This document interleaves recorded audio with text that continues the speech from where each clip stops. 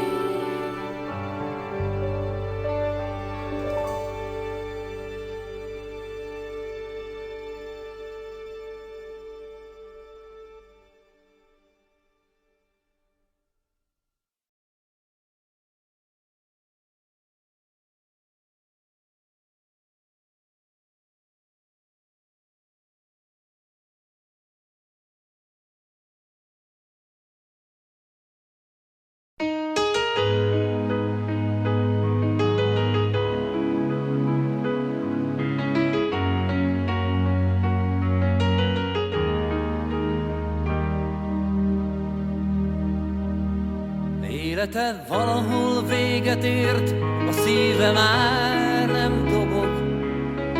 Fekete föld mélyén örökre megnyugodott, nem síratja senki őt, nem könnyeznek a sírja előtt. Csavargó volt, bolyongott, magányosan kóborolt, senki se volt, semmi se volt, csak az élete. Én szemét lehújva, élete megszakadt, nem indul új útra, pihen a föld alatt.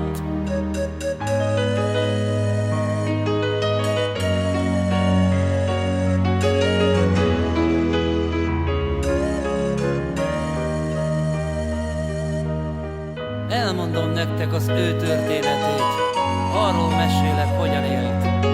Megszületett, kapott nevet, csak egyet nem, szeretetet. Szülei eldobták, nem törődtek vele, nem maradt semmije, csak az élete. Magas falak, rácsok mögött, siványok, tolvajok között telt a gyermekkora.